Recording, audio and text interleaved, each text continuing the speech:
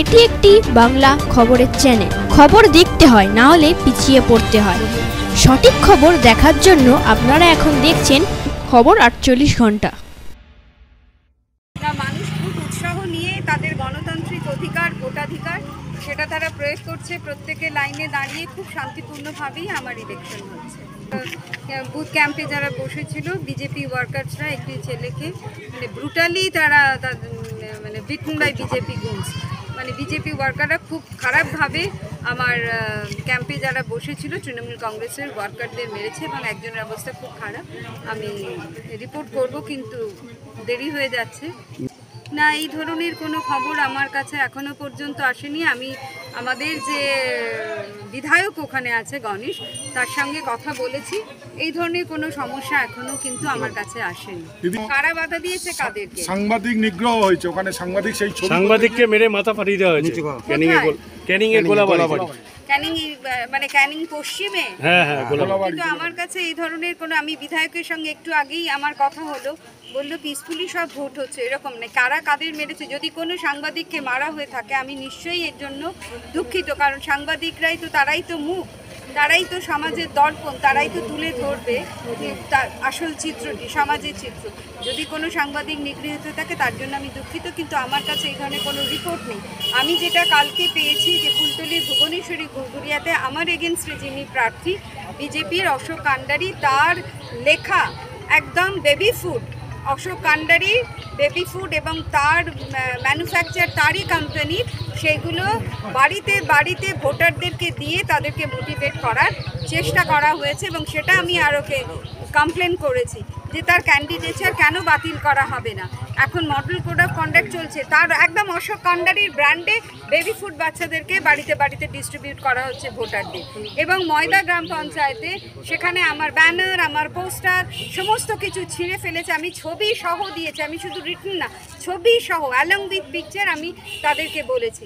কিন্তু অন্য কোথাও আমার এরকম কোনো ঘটনা জানা নেই, বরং আমাদেরই লোকজনকে মারা হচ্ছে এবং বিজেপি ওয়ার্কাররাই এটা করছে এবং বিজেপিরা ভয় পাচ্ছে যে ইলেকশনে তারা হেরে যাবে এবং তারা মানুষকে এভাবে উত্তক্ত করছে, ভোটারদেরকে। আজকে ভোটের দিন, তারা সকলে ভোট দিচ্ছে নিশ্চিন্তভাবে, এখানে কোথাও কোনো অশান্তি নেই।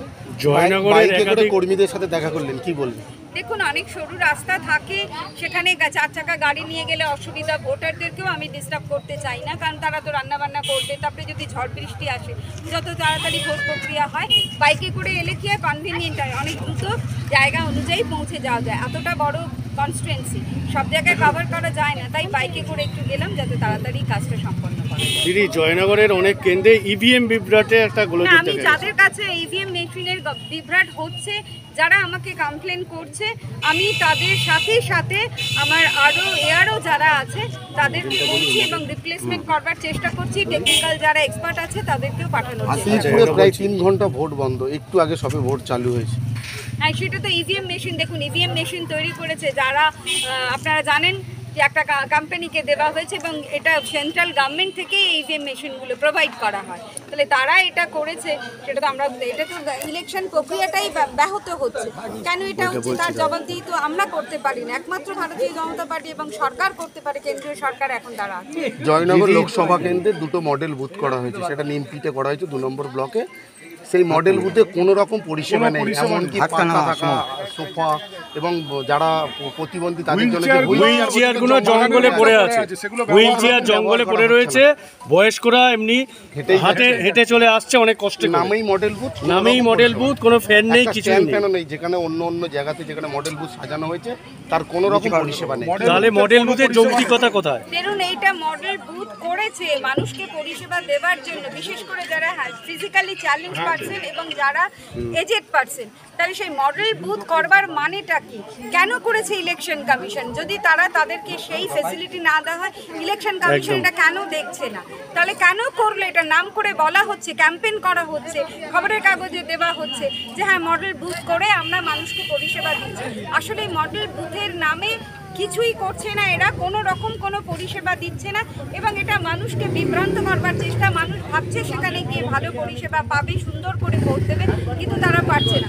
আগামী দিনে এটা নিয়ে বলার বিষয় যে আগামী দিন যখন ইলেকশন হবে তারা যেন মডেল বুথগুলোকে সত্যিই যে মডেল বুথ সেই সমস্ত ফেসিলিটিগুলো অরিজিনালি প্রোভাইড করে মানুষদের জন্য। প্রিসাইডিং অফিসার বলছে আমার কাছে কোনো ইনফরমেশন নেই। এদিকে বাইরে বোর্ড লাগানো আছে মডেল বুথ। প্রিসাইডিং অফিসারদের যারা ট্রেনিং দিচ্ছে তারাও সেটা সঠিকভাবে ট্রেনিং দিচ্ছে না। এটা মানে একটা ইলেকশনের নাম করে এটা যে কি করতে চাইছে কেন্দ্রীয় সরকার, বা কেন্দ্রীয় সরকার বলবো না, এখন তো ইলেকশনটা আপনার নির্বাচন কমিশনের আন্ডারে। তাহলে নির্বাচন কমিশন তার ঠিক মতো করে তার দায়িত্ব পালন করছে না, সেই দায়িত্বটা তাদের পালন করা উচিত আমি মনে করি। ঠিক আছে, থ্যাংক ইউ।